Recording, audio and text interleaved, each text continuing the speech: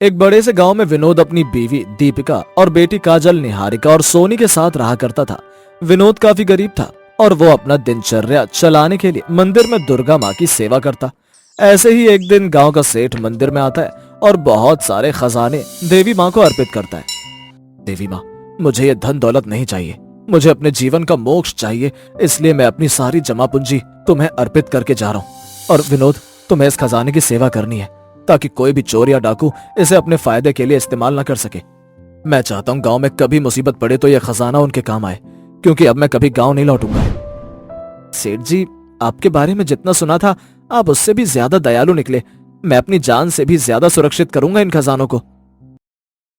सेठ अपनी सारी जमा पूंजी मंदिर में दुर्गा माँ को अर्पित करके चला जाता है और विनोद दिन रात उस खजाने की रखवाली करता है। ऐसे ही कुछ दिन बीत जाते हैं और गांव का एक चोर जिसका नाम मंगल था, उसे इस बात की खबर हो जाती है कि मंदिर में बहुत सारा खजाना रखा है।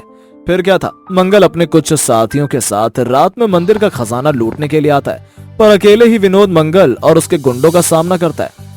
हो ना हो तुम मंगल हो, इस गांव में जितनी भी आज तक चोरी और डकैती हुई है सब तुमने ही की है। तुम्हें क्या लगता है तुम अपना और अपने साथियों का मुंह छिपाकर मंदिर का खजाना लूट लोगे? मेरे होते हुए मैं तुम्हें ऐसा कभी नहीं करने दूंगा। अच्छा, तो तूने मुझे पहचान लिया और तू हमें ये खजाना नहीं लूटने देगा? तो ठीक है, तुझे मरना पड़ेगा। भले ही तुझे मारकर हम ये खजाना लूटें, पर ये खजाना हम लूट कर ही रहेंगे। अब मंगल अपने साथियों के साथ मिलकर विनोद की जान ले लेता है और सारा खजाना लूट कर चला जाता है। विनोद के मरने के बाद दीपिका अपनी तीनों बेटियों के साथ लाचार हो जाती है। अब इसी तरह से कुछ दिन बीत जाते हैं और एक दिन दीपिका की तीनों बेटियां स्कूल से रोती हुई घर आती हैं। क्या हुआ मेरी बच्चियों, तुम तीनों इतना क्यों रो रही हो और आज स्कूल से इतना जल्दी क्यों आ गई? माँ, टीचर ने कहा है कि जब तक स्कूल की फीस जमा नहीं हो जाती हम स्कूल ना आए। उन्होंने हमें स्कूल से निकाल दिया। क्या टीचर ने तुम्हें स्कूल से निकाल दिया? अब मैं क्या करूँ? मेरे पास तो इतने पैसे भी नहीं है कि मैं तुम तीनों की स्कूल की फीस जमा कर सकूं। माँ दुर्गा, ये सब क्या हो रहा है? क्या मेरे पति की सेवा से आप कभी खुश नहीं हुई? पहले दीपिका से उसका सुहाग चला जाता है और उसके बच्चों से उसके पिता का साया, और समय के साथ दीपिका के ऊपर दुखों का पहाड़ टूटने लगता है। अब दीपिका की तीनों बेटियों को भी स्कूल से निकाल दिया गया था। समय के साथ घर का राशन भी खत्म हो गया था और ऐसे एक दिन दीपिका अपनी तीनों बेटियों को सूखी रोटी खाने के लिए देती है। सूखी रोटी को देख काजल अपनी माँ से बोलती है, माँ, जब तक पिताजी जिंदा थे हम अच्छा खाना खाया करते थे और तुम भी हमें बासी रोटी और सूखी रोटी नहीं देती थी, पर आज सूखी रोटी मिल रही है। माँ, सच सच बताना, अनाज खत्म होने पर है ना? हाँ काजल बेटा, फिक्र मत कर, मैं काम देख रही हूँ, बहुत जल्द मुझे काम मिल जाएगा और एक बार फिर से तुम तीनों को पहले की तरह अच्छी रोटियाँ खाने को दूंगी। माँ, हम तीनों बहन भी आपकी मदद करना चाहती है। आप अकेले ही घर के काम करती हो और पूरा दिन काम ढूंढने में बिता देती हो। अब हम तीनों बहन भी काम करेंगे ताकि आपकी मदद हो सके। वैसे भी कौन सा अब हमें स्कूल जाना होता है। दीपिका की तीनों बेटियां छोटी थीं पर बहुत ही समझदार थीं। अब दीपिका अपनी बेटियों के साथ काम की तलाश में जाती है, पर उसे कहीं काम नहीं मिलता, जिस वजह से अब दीपिका का अपनी माँ दुर्गा से विश्वास उठने लगता है और वो मंदिर जाकर माँ दुर्गा के सामने हाथ जोड़कर माँ दुर्गा से कहती है, हे माँ दुर्गा, तू कौन सी परीक्षा ले रही है? कहीं ऐसा तो नहीं कि तेरे भक्त विनोद की तरह हम चारों माँ बेटी मारे जाए? हम पर थोड़ा तरस खा। इतना बोलकर दीपिका दुर्गा माँ के चरणों में बैठकर फूट फूट कर रोने लगती है और तभी वहाँ एक अमीर घर की औरत आती है और दीपिका की ऐसी हालत देखकर उससे कहती है, मैं यहाँ मंदिर में पूजा करने के लिए आई हूँ और तुम यहाँ बैठकर रो रही हो। क्या तुम्हें रोने के लिए कोई दूसरी जगह नहीं मिली? माफ करना बहन, पर माता रानी से कुछ शिकायत हो गई थी, वही दूर करने के लिए आई थी। मेरी वजह से आपको परेशानी हुई। तुम्हारी हालत देखकर लगता है कि तुम बहुत गरीब हो। तुम अपनी 3 बेटियों के साथ इस मंदिर में बैठी हो। क्या तुम्हें कोई काम की जरूरत है? देखो, अगर तुम्हें काम चाहिए तो मुझे बता दो, क्योंकि मुझे भी अपने घर के लिए नौकरानी चाहिए। तुम चिंता मत करो, महीने पर सैलरी दे दूंगी और रोज के लिए खाना भी। उस औरत की ये बात सुनकर दीपिका की आंखों में चमक आ जाती है और वो बिना सोचे समझे इस काम के लिए हाँ कर देती है। अब दीपिका अगले दिन से ही उस औरत के घर जाकर साफ सफाई का काम शुरू कर देती है। दीपिका के साथ उसकी बेटी भी उस औरत के घर की साफ सफाई करती है। वो औरत बहुत अमीर थी पर उतनी ही कंजूस भी। ऐसे ही एक दिन उस औरत के घर पर उसकी सहेली आती है। अरे वाह यार, तुझे तो मुफ्त की नौकर मिल गई। कहाँ से ढूंढ कर लाई है? मुझे भी बता दे। वैसे भी ये सब बहुत मेहनत कर रहे हैं। तू इन्हें सैलरी दे रही है क्या? अरे तुझे क्या लगता है, क्या मैं इन नौकरों को सैलरी दूंगी? आज तक मैंने किसी भी नौकर को पैसे दिए हैं क्या? और वैसे भी मैं रोज इन्हें खाना दे देती हूँ, इनके लिए वही बहुत मायने रखता है। और लास्ट में चोरी का इल्जाम लगाकर इन्हें घर से निकाल दूंगी। दीपिका उन दोनों औरतों की बातें सुन लेती है और बिना कुछ कहे अपनी बेटियों के साथ घर से निकल जाती है। पर तभी दीपिका का अचानक से एक्सीडेंट हो जाता है और उसकी तीनों बेटियां फूट फूट कर रोने लगती हैं और दुर्गा माँ से मदद की गुहार लगाती हैं। हे माँ दुर्गा, मेरे पिताजी और माँ दोनों ही आपके बहुत बड़े भक्त हैं और हम भी हर समय आपकी भक्ति करते रहते हैं। क्या आप कभी भी हमारी भक्ति से खुश नहीं हुई? आप हमें 2 वक्त की रोटी नहीं देती, कोई बात नहीं, पर हमसे हमारी माँ तो मत छीनो। अगर हमारी माँ मर गई तो हम अनाथ हो जाएंगे। भगवान बहुत कृपालु होता है, वो कभी बच्चों की प्रार्थना को नहीं टालता और आखिरकार माँ दुर्गा निहारिका की बात सुन लेती है और एक जादुई रोटी उड़ती हुई काजल, निहारिका और सोनी के पास आती है। मुझे माँ दुर्गा ने भेजा है, तुम्हारी प्रार्थना उन्होंने सुन ली है। माँ दुर्गा कभी भी अपने भक्तों के साथ बुरा नहीं होने देगी। तुम चिंता मत करो, मैं तुम्हारी माँ का इलाज कराऊंगी। जादुई रोटी में से एक तेज रोशनी निकलती है और वो दीपिका पर पड़ती है।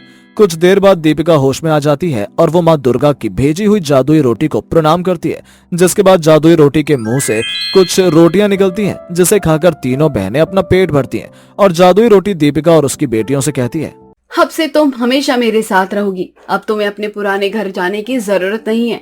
तुम मेरे साथ मेरे घर रहोगी और मैं तुम्हें रोटी बना कर दूंगी और तुम रोटी हमेशा बेचने का काम करोगी और ये रोटी सिर्फ तुम 2 रुपए में बेचोगी और ये रोटी खाकर सब अपना पेट भर पाएंगे और इस जादुई रोटी को खाने से इंसान की सारी बीमारियां खत्म हो जाएंगी।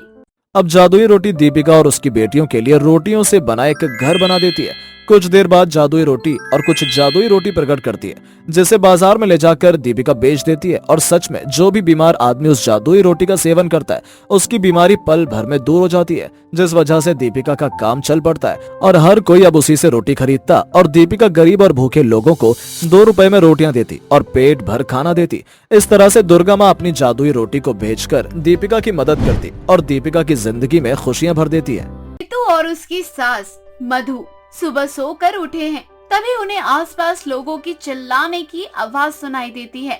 दोनों भागकर जाती हैं। तभी एक आदमी रितु से कहता है, तुम्हारे पति हरिया की लाश मिली है तुम्हारे खेत में, अरे जल्दी चलो।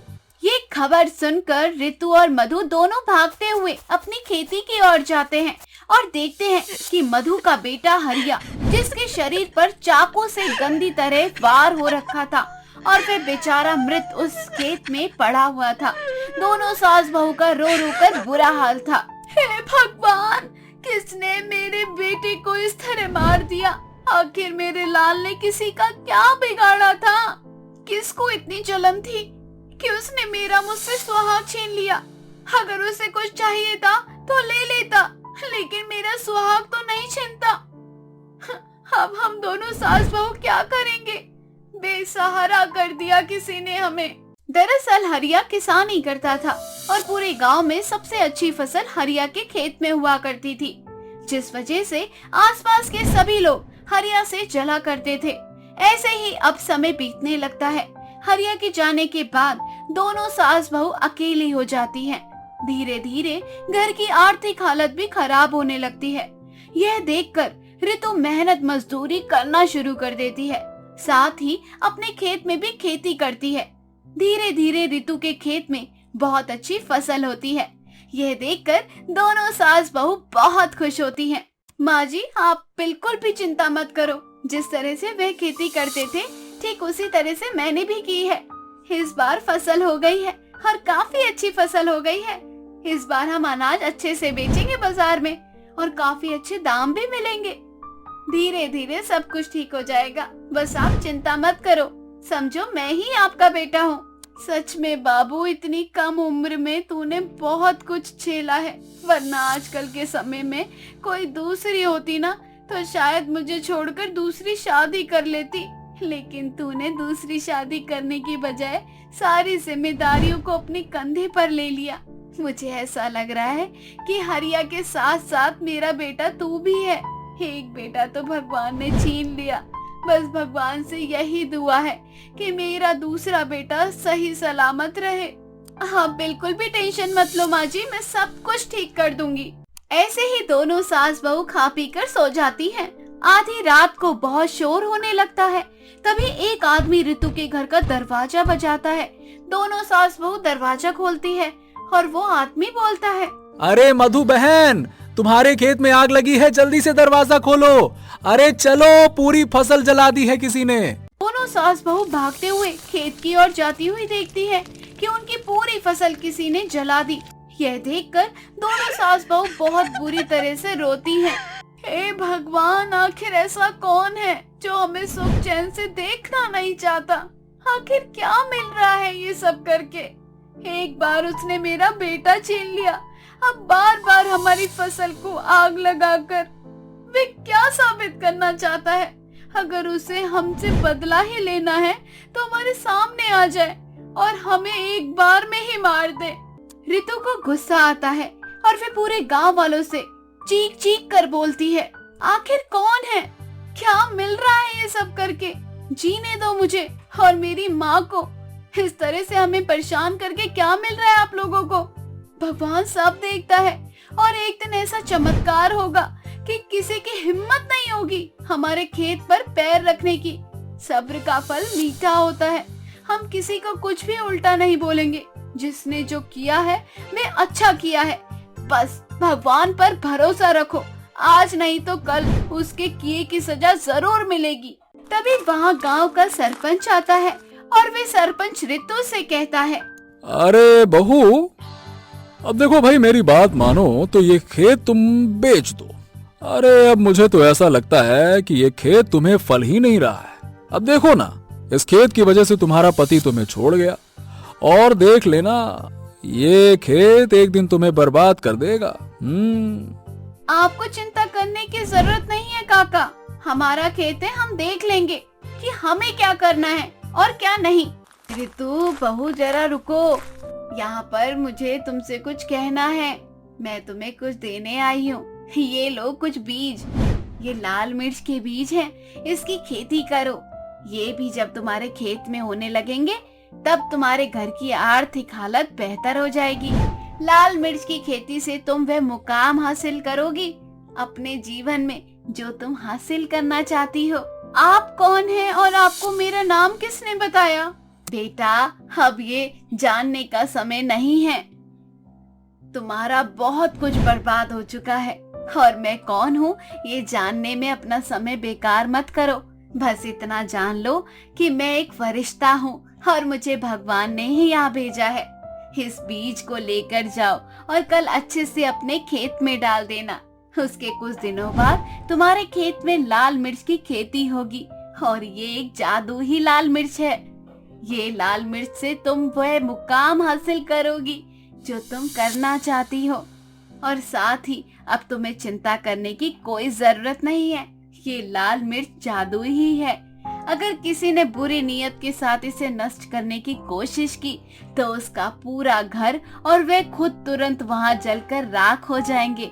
साथ ही तुम इस जादुई लाल मिर्च की मदद से जो कुछ भी चाहिए तुम्हें वह तुम मांग सकती हो। बस कभी इसका गलत इस्तेमाल मत करना। ऋतु को वैसे विश्वास नहीं होता उस बूढ़ी औरत की बात पर, लेकिन फिर भी उस औरत का मन रखने के लिए ऋतु वह बीज रख लेती है और लेकर अपने घर चली जाती है। ऐसे ही अगले दिन ऋतु वह बीज को जाकर अपने खेत में डाल देती है। लगभग एक हफ्ते का समय निकल जाता है। एक हफ्ते के बाद ऋतु के खेत में जादुई लाल मिर्च की खेती होने लगती है और वह लाल मिर्च दिखने में काफी सुंदर थी। ऋतु इन लाल मिर्च को ले जाकर बाजार में बेचा करती। बाजार में लाल मिर्च की मांग धीरे धीरे बढ़ती जा रही थी। अब लाल मिर्च का व्यापार ऋतु बड़े ही अच्छे से चला रही थी। यह देखकर गांव के कुछ लोगों को जलन होने लगती है। ऐसे ही एक रात फिर से गांव में शोर होता है, किंतु ये खेत में आग लग गई। जैसे ही ऋतु और उसकी सास वहां जाते हैं तो देखते हैं कि आग ऋतु के खेत में नहीं बल्कि सरपंच के घर में लगी है। साथ ही सरपंच भी जलकर राख हो गया। ऋतु समझ जाती है उसके पति का हत्यारा और उसका फसल खराब करने के पीछे सरपंच का हाथ था। आखिर साबित हो गया ना कि बुरे कर्मों का नतीजा हमेशा बुरा होता है। मेरे पति का हत्यारा और हमारी तरक्की से जलने वाला ये सरपंच ही था और इसके किए की सजा इसको मिल गई। बस पूरे गांव वालों से इतना ही बोलना चाहूंगी कि जीवन में किसी की कामयाबी या तरक्की देखकर जलने से बेहतर है कि मेहनत करके खुद आगे बढ़ो, वरना सरपंच जैसी हरकत करने वालों का यही होता है। ऋतु अपने घर आ जाती है और अपनी जादुई लाल मिर्च की खेती करके अपने जीवन में आगे बढ़ती है।